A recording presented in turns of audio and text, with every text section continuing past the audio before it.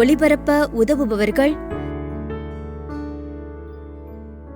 ஆல்விரேட் குடும்பத்தினர், கனடா. ஆல்விரேட் பிலிப்பு பிள்ளை 5ஆம் ஆண்டு நினைவஞ்சலி. இவரின் ஆன்ம இளைப்பாட்சிக்காக வேண்டி.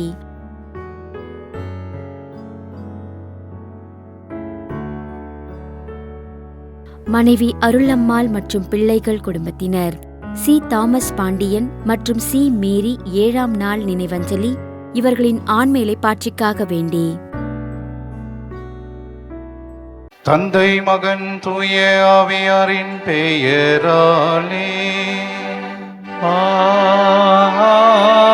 ஆமென். நம் ஆண்டவராகிய இயேசு கிறிஸ்துவின் அருளும் கடவுளின் அன்பும் தூய ஆவியாரின் நட்புறவும் உங்கள் அனைவரோடும் இருப்பதாக.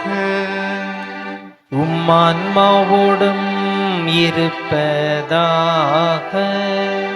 இயேசுவின் அன்புமிக்க சகோதர சகோதரிகளை, தூய மறை நிகழ்வுகளை நாம் தகுதியோடு கொண்டாட நம்முடைய பாவங்களை ஏற்று மனம் வருந்துவோம். எல்லாம் வல்ல இறைவனிடமும் சகோதர சகோதரிகளை உங்களிடமும் நான் பாவி ஏற்றுக்கொள்கிறேன். ஏனெனில் என் சிந்தனையாலும் சொல்லாலும் செயலாலும் கடமையை தவறியதாலும் பாவங்கள் பல செய்தேன். என் பாவமே, என் பாவமே, என் பெரும் பாவமே. ஆகையால் எப்போதும் கன்னியான புனித மரியாளையும் வானதூதர் புனிதர் அனைவரையும் சகோதர சகோதரிகளே உங்களையும் நாம் இறைவனாகிய ஆண்டவரிடம் எனக்காக வேண்டிக் கொள்ள மன்றாடுகிறேன். எல்லாம் வல்ல இறைவன் மீது இரக்கம் வைத்து நம் பாவங்களை மன்னித்து நம்மை நிலை வாழ்வுக்கு அழைத்து செல்வாராக. ஆமென். ஆண்டவரே இரக்கமாயிரும். கிறிஸ்துவே இரக்கமாயிரும். ஆண்டவரே இரக்கமாயிரும். கிறிஸ்துவே இரக்கமாயிரும். மன்றாடுவோமாக. ஆண்டவரே, உமது விருப்பத்திற்கு ஏற்ப பணி புரிவதில் விடாமுயற்சியை எங்களுக்கு தந்தருளவுமை வேண்டுகின்றோம். அதனால் இக்காலத்தில் உமக்கு பணிபுரியும் மக்கள் தகுதியிலும் எண்ணிக்கையிலும் என்றும் பெருகுவார்களாக. உம்மோடு தூய ஆவியாரின் ஒன்றே இறைவனா என்றென்றும் வாழ்ந்து ஆட்சி செய்கின்றவர் வழியாக உம்மை மன்றாடுகின்றோம். ஆமென். எண்ணிக்கை நூலிலிருந்து வாசகம். அதிகாரம் 21, இறைவார்த்தைகள் 4-9 முடிய. அந்நாட்களில் ஏதேம் நாட்டை சுற்றி போகும்படி ஓர் என்ற மழையிலிருந்து இஸ்ரேல் செங்கல் சாலை வழியாக பயணப்பட்டனர். அவ்வழியை முன்னிட்டு மக்கள் பொறுமை இழந்தனர். மக்கள் கடவுளுக்கும் மோசேவுக்கும் எதிராக பேசினர். இந்த மலைப்பாதையில் மாளும்படி எங்களை எகிப்திலிருந்து கொண்டு வந்தது ஏன்? இங்கு உணவும் இல்லை, தண்ணீரும் இல்லை. அற்பமான இந்த உணவு எங்களுக்கு வெறுத்து போய்விட்டது என்றனர். உடனே ஆண்டவர் கொல்லிவாய் பாம்புகளை மக்களிடையே அனுப்பினார். அவை கடிக்கவே இஸ்ரேல் மக்கள் பலர் மாண்டனர். அப்பொழுது மக்கள் மோசேயிடம் வந்து, நாங்கள் பாவம் செய்துள்ளோம், நாங்கள் ஆண்டவருக்கும் உமக்கும் எதிராக பேசியுள்ளோம். அவர் இந்த பாம்புகளை அகற்றும்படி நீர் ஆண்டவரிடம் வேண்டிக் கொள்ளும் என்றனர். அவ்வாறே மோசே மக்களுக்காக மன்றாடினார்.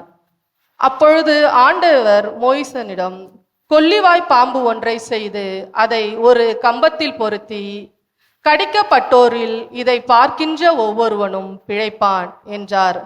அவ்வாறே மோசே ஒரு வெண்கல பாம்பை செய்து அதை ஒரு கம்பத்தில் பொருத்தினார்.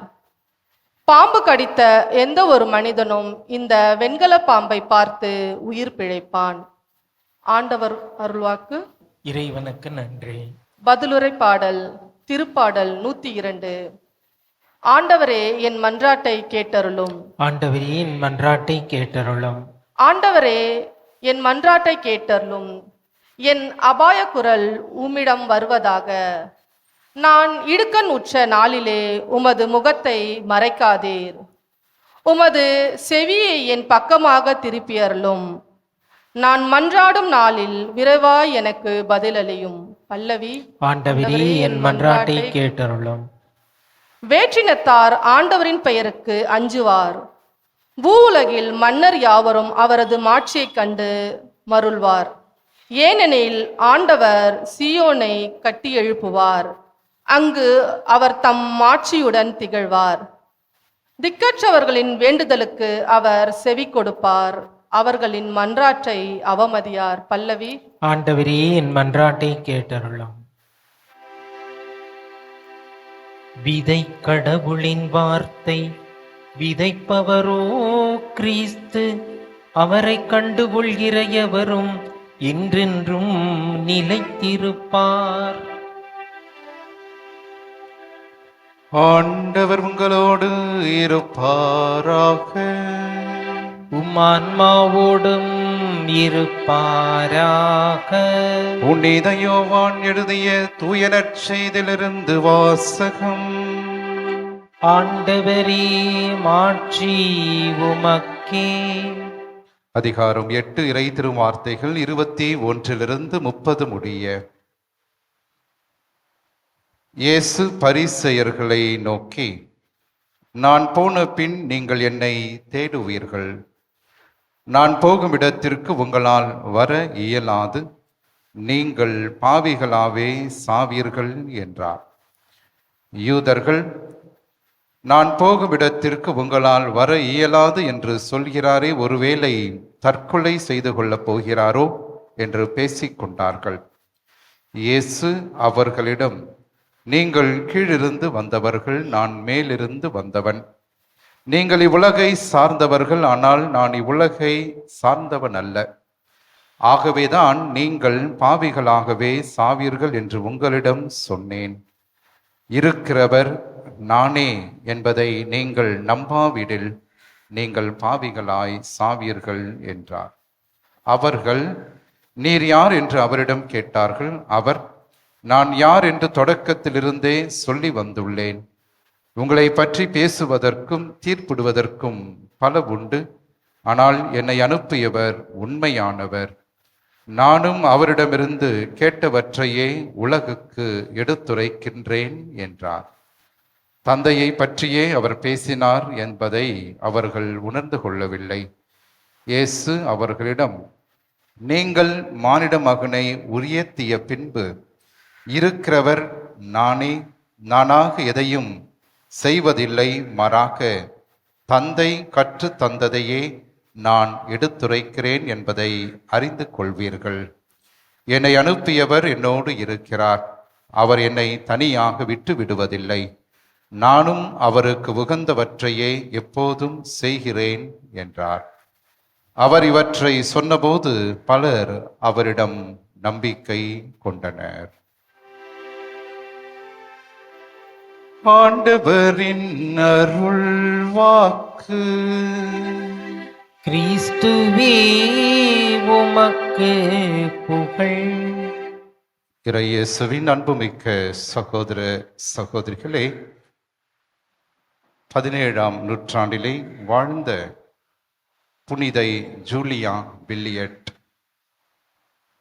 13 வயதில்தான் நற்கருணை பெற வேண்டும் என்பதற்கு மாறாக அடம்பிடித்து பங்கு தந்தையிடமிருந்து அந்த நாட்களிலே சிறப்பு அனுமதி பெற்று 9 வயதிலிருந்தே நற்கருணையை பெற ஆவல் கொண்ட ஒரு குழந்தையாக இருந்தவர்.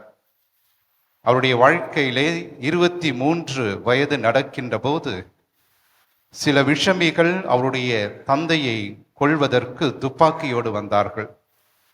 வந்தவர்கள் அவருடைய தந்தையை நோக்கி சுட்டார்கள்.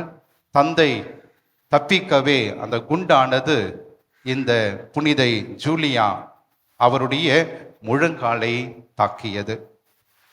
அன்றிலிருந்து ஏறக்குறைய 23 வயதிலிருந்து 53 வயது வரையிலும் ஏறக்குறைய 30 ஆண்டுகள் ஒரு ஊனமுற்ற ஒருவராக, எழுந்து நடக்க முடியாத ஒருவராக தன்னுடைய வாழ்க்கையை வாழ்ந்தவர்.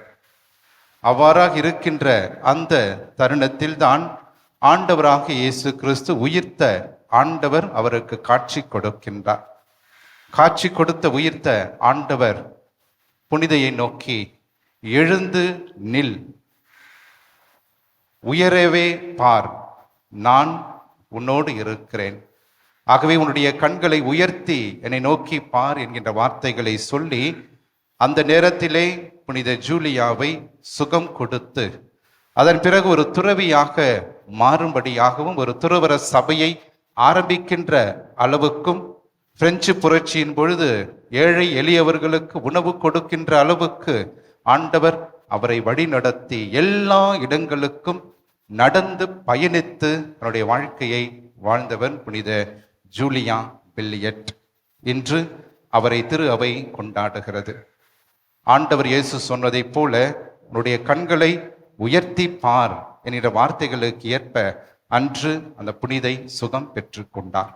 இயேசுவின் பிரியமானவர்களே, இன்றைய முதல் வாசகத்திலே நாம் பார்க்கின்றோம் எவ்வாறாக இஸ்ரேல் மக்கள் கொள்ளிவாய் பாம்பின் கடியிலிருந்து அவர்கள் காக்கப்படுவதற்காக வெண்கலத்தினால் ஆன பாம்பை உயரவே அவர் ஏற்றி வைத்தார்கள். ஆகவே இயேசுவின் பிரியமானவர்களே, மோசே கடவுளிடம் ஜெபித்த போது கடவுள் அங்கே பாம்புகளை அழிக்கவில்லை. ஆகவே பாம்பின் விஷத்தை முறிப்பதற்காக அவர்கள் அந்த வெண்கல பாம்பை பார்க்கும்படியாக ஆண்டவர் செய்தார். அன்புமிக்கவர்களே, பாம்பு என்பது என்ன? பாவம். ஆகவே பாவத்தை பார்த்தால் உடனடியாக மீட்படைவோமா? நிச்சயமாக இல்லை. ஆண்டவராகி கடவுள் அவர்களை அந்த கொள்ளிவாய் பாம்பினை ஏன் பார்க்க செய்தார் என்றால், தங்களுடைய பாவ நிலையை அங்கே ஆண்டவர் பிரதிபலித்தார். ஆகவே அந்த வெண்கல பாம்பானது அவருடைய பாவ நிலையை அங்கே குறித்து காட்டியது. ஆகவே அதை பார்த்தால் மட்டும் அவர்கள் பிழைத்து கொண்டார்களா? இல்லை, உடல் அளவிலே பிழைத்து கொண்டார்கள். ஆனால் யாரெல்லாம் பாவத்தை நாங்கள் செய்தோமே என்று மன வருத்தப்பட்டு அதை கண்டார்களோ அவர்கள் பாவத்திலிருந்து மட்டுமல்ல, நிச்சயமாகவே கடவுள் அவர்களை மீட்டு கொண்டார். இயேசுவின் பிரியமானவர்களே, இதைதான் மீண்டுமாக இன்றைய நற்செய்தியிலே ஆண்டவர் சொல்லுகிறார். யூதர்கள் யாரும் இயேசுவை நம்பவில்லை. ஆகவே இறுதியாக அவர் சொன்னது, நான் உயர்த்தப்படுகின்ற போது நீங்கள் நம்புங்கள். ஆகவே ஆண்டவராகிய இயேசு கிறிஸ்து சிலுவையிலே உயர்த்தப்படுகின்றார். ஆகவே அன்று வெண்கல பாம்பு உயர்த்தப்பட்டது அங்கே அந்த மக்களினுடைய சாபத்தை நினைவு கூறுவதற்காக. இங்கோ ஆண்டவராகிய இயேசு கிறிஸ்து சிலுவையிலே உயர்த்தப்பட இருக்கின்றார். ஆகவே ஆண்டவராக இயேசுவை பார்த்தால் போதுமா? பாவம் எல்லாம் நீங்கி விடுமா? நிச்சயமாக இல்லை. அவருடைய துன்பங்களையும் அவர் பட்ட காயங்களையும் பார்த்து மனம் வருந்தி, நான் பாவி, நான் பாவம் செய்து விட்டேன் என்று அந்த நினைப்பில், அத்தகைய எண்ணத்தில் நான் சிலுவையை உற்று நோக்குகின்ற போது கடவுள் என்னை மன்னிக்கின்றார், மீட்பை அவர் தாராளமாக கொடுக்கின்றார். ஆக இயேசுவின் பிரியமானவர்களே, இந்த தவ நாட்களிலே ஆண்டவராக இயேசு கிறிஸ்து நம் ஒவ்வொருவருடைய கண்களையும் உயர்த்தி அவருடைய சிலுவையை பார்க்க சொல்லுகிறார். ஆகவே அந்த சிலுவையை நாம் பார்க்கின்ற போது அவர் நம்மோடு இருந்து நம்மை வழி நடத்துகிறார். ஆங்கிலத்தில் இவ்வாறாக வார்த்தைகள் இருக்கிறது. Salvation is possible only when we cooperate with the grace of God. கடவுளின் அருளை உணர்ந்து நாம் ஒத்துழைக்கின்ற போதுதான் அந்த மீட்பானது நமக்கு நிச்சயமாக கிடைக்கும். ஆகவே இந்த தவ நாட்களிலே நாம் அனைவரும் இயேசுவை நாம் கண்ணோக்கி பார்க்க அழைக்கப்படுகின்றோம். அதே நேரத்திலே இயேசுவை நாம் உயர்த்தி பிடிக்கவும் இன்றைய நாட்களிலே அழைக்கப்படுகின்றோம். எதை நாம் உயர்த்தி பிடிக்க இருக்கின்றோம்? அவருடைய நற்செய்தி, அவருடைய விழுமியங்களை நான் உயர்த்தி காட்ட வேண்டும். அதே நேரத்திலே ஆண்டவராக இயேசு கிறிஸ்துனுடைய நாமத்தை நான் உயர்த்தி பிடிக்க வேண்டும். அவருடைய தியாகங்களை நினைவு கூர்ந்து அவருடைய காயங்களை நான் உயர்த்தி பிடிக்க வேண்டும். அதே நேரத்திலே அவரே நமக்கு நம்பிக்கை, வாழ்வு என்பதை நான் அறிந்தவனாக அந்த நம்பிக்கையை நான் தூக்கி பிடிக்க வேண்டும். மாறாக பல தருணங்களிலே நம்முடைய வாழ்க்கையிலே நம்முடைய சுய நலன்களையும் நம்முடைய புகழையும் நாம் உயர்த்தி பிடித்து கொண்டிருக்கிறோம். அவற்றையெல்லாம் தூக்கி எறிவோம், கடவுளை உயர்த்தி பிடிப்போம். அதுதான் நம்முடைய வாழ்வாக இருக்கும். அதற்காக தான் நாம் அழைக்கப்பட்டிருக்கின்றோம். அதற்காக தான் இந்த தவ நாட்கள் நமக்காக அருளப்பட்டுள்ளது. ஆகவே இந்த நாட்களிலே சிறப்பாக இயேசுனுடைய சிலுவையை உற்று நோக்குவோம். ஆகவே அவருடைய காயங்கள் ஒவ்வொன்றையும் நான் பார்க்கின்ற போது என்னுடைய பாவங்கள், நான் செய்த பாவங்களை நினைவு கூர்ந்து மனம் மாறி மன்னிப்பை கேட்கின்ற போது அவரும் நம்மை மன்னிக்கின்றார். அப்போது அவர் நமக்கு நிச்சயமாக வாழ்வையும் தருவார், மீட்பையும் தருவார் என்பதை உணர்ந்தவர்களாக நாம் ஜெபிப்போம். இறை ஆசிரை பெற்றுக்கொள்வோம். ஆமென்.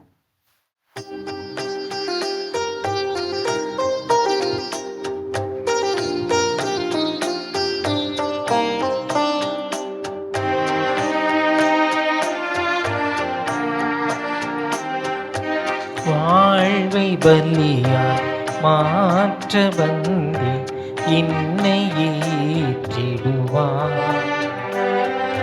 முழு மனதுடனே கையளிக்கின்றே காணிக்கை ஏற்றிடுவார்.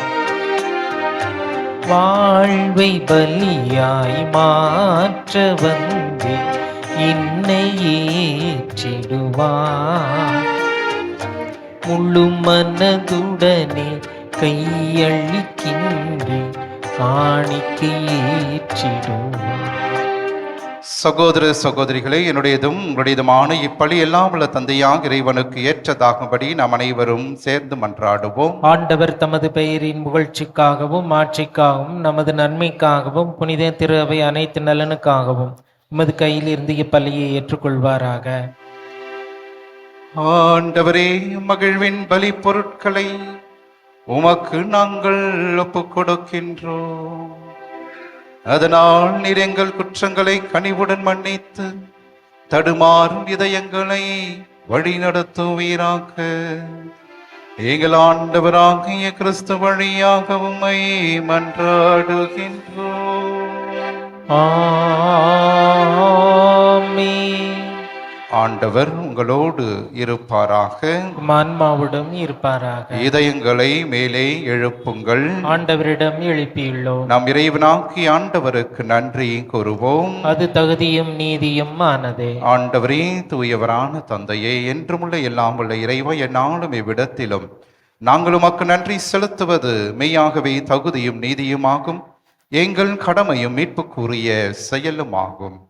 ஏனெனில் உம் திருமகனின் மீட்பு அளிக்கும் பாடுகளினால் உலகம் அனைத்தும் நல் உணர்வை பெறுகின்றது, மது மாண்பை அறிக்கையிடுகின்றது. சிலுவையின் வியத்தகு வலிமையினால் உலகத்தின் மீது தீர்ப்பும் சிலுவையில் அறையுண்டவரின் அதிகாரமும் விளங்குகின்றன. ஆகவே ஆண்டவரே, வானதூதர் புனிதர் அனைவரோடும் நாங்கள் சேர்ந்து உம்மை அறிக்கையிட்டு அக்களித்து சொல்வதாவது: தூயவர் தூயவர் தூயவர், வான்படைகளின் கடவுளாம் ஆண்டவர். விண்ணகமும் மண்ணகமும் மது மாட்சியால் நிறைந்துள்ளன. உன்னதங்களிலே ஓசன்னா. ஆண்டவர் பெயரால் வருகிறவர் ஆசி பெற்றவர். உன்னதங்களிலே ஓசன்னா.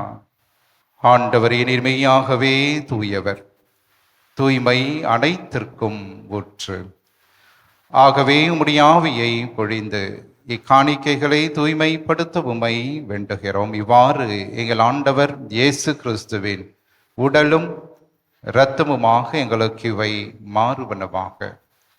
அவர் பாடுபட உளம் கனிந்து தம்மை கையளித்த போது அப்பத்தை எடுத்து நன்றி செலுத்தி அதை பிட்டு தம் சீடர்களுக்கு அளித்து கூறியதாவது: அனைவரும் இதிலிருந்து பெற்று உண்ணுங்கள், ஏனெனில் இது உங்களுக்காக கையளிக்கப்படும் என் உடல்.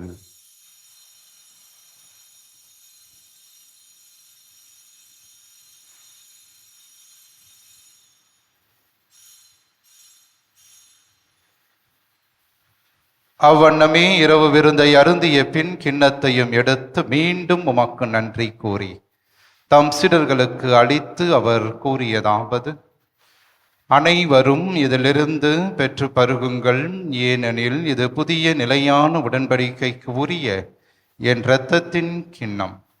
இது பாவ மன்னிப்புக்கென்று உங்களுக்காகவும் பலருக்காகவும் சிந்தப்படும். இதை என் நினைவாக செய்யுங்கள்.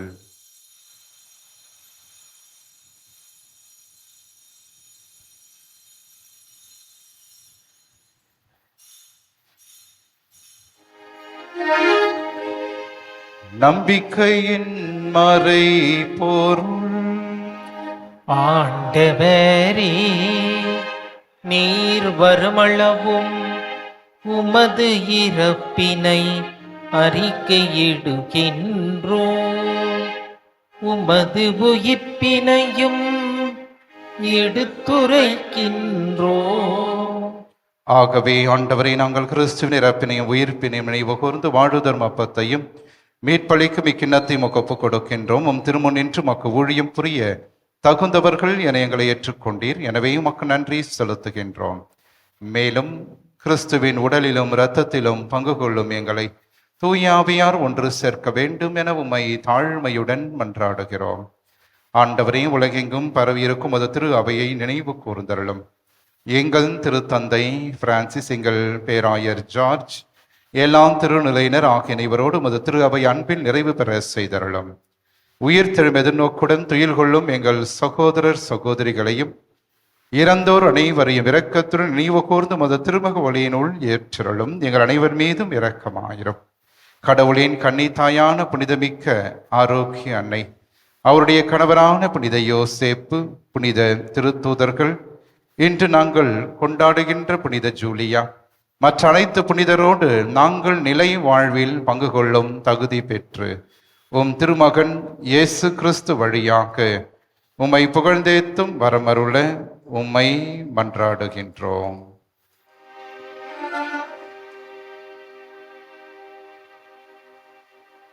இவர் வழியாக இவரோடு இவரில் எல்லாம் வல்ல இறைவனாகிய தந்தையே, தூய ஆவியாரின் ஒன்றிப்பில் எல்லா புகழும் ஆட்சியும் என்றென்றும் உமக்கு உரியதே.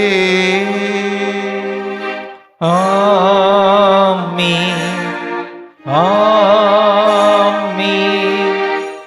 ஆமென்.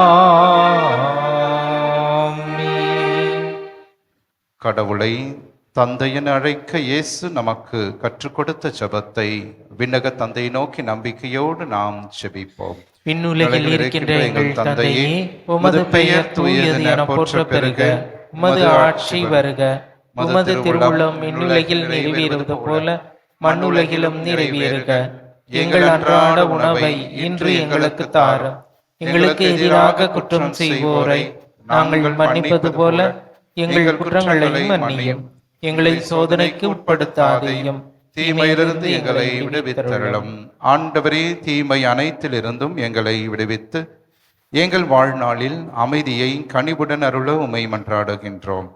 உமது இரக்கத்தின் உதவியால் நாங்கள் பாவத்திலிருந்து எப்போதும் விடுதலை பெற்று யாதொரு கலக்கமுமின்றி நலமாய் இருப்போமாக. நாங்கள் எதிர்நோக்கியிருக்கும் பேரின்பத்திற்காகவும் எம் மீட்பராகிய இயேசு கிறிஸ்துவின் வருகைக்காகவும் காத்திருக்கின்றோம். ஏனெனில் ஆட்சியும் வல்லமையும் ஆட்சியும் என்றென்றும் உமதே. ஆண்டவரே இயேசு கிறிஸ்துவே, அமைதியை உங்களுக்கு விட்டு செல்கிறேன், என் அமைதியையே உங்களுக்கு அளிக்கின்றேன் என்றும் திருத்தூதர்களுக்கு மொழிந்தீரே. எங்கள் பாவங்களை பாராமல் உமது திரு அவையின் நம்பிக்கையை கண்ணோக்கி உமது திருவுளத்திற்கு ஏற்பதற்கு அமைதியும் ஒற்றுமையும் அளித்தருள்வீராக. என்றென்றும் வாழ்ந்து ஆட்சி செய்கின்றவர் நீரே. ஆமென். ஆண்டவருடைய அமைதி என்றும் உங்களோடு இருப்பதாக, ஆன்மாவுடன் இருப்பதாக. ஒருவருக்கு ஒருவர் ஆண்டவர் தருகின்ற அமைதியை நாம் பகிர்ந்து கொள்வோம்.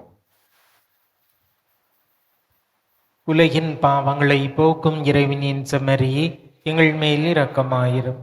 உலகின் பாவங்களை போக்கும் இறைவனின் செம்மறியே, எங்கள் மேல் இரக்கமாயிரும். உலகின் பாவங்களை போக்கும் இறைவனின் செம்மறியே, எங்களுக்கு அமைதியை அளித்தருளும்.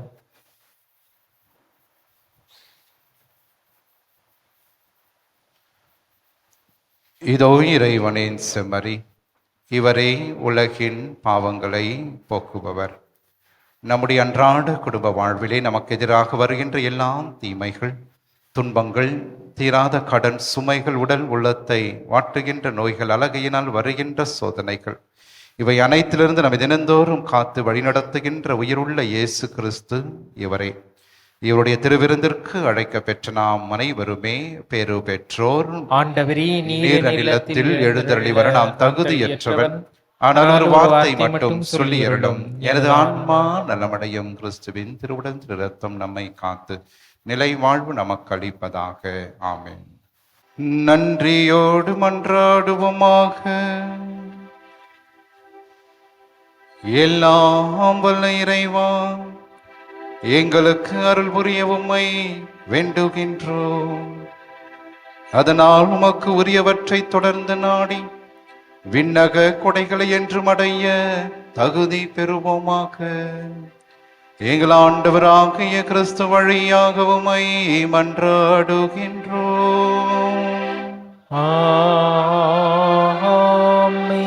ஆண்டவர் உங்களோடு இருப்பாராக. உம்மான்மாவோடும் இருப்பாராக. எல்லாம் வல்ல இறைவன் தந்தை, மகன், தூய ஆவியார் என்றும் உங்களை ஆசீர்வதிப்பாராக.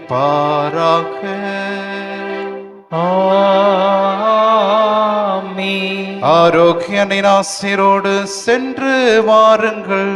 திருப்பலி நிறைவேறிற்று. இறைவனுக்கு நன்றி. திருப்பலி ஒளிபரப்ப உதவியவர்கள்: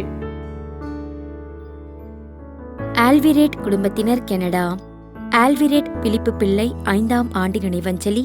இவரின் ஆன்ம இளைப்பாட்சிக்காக வேண்டி.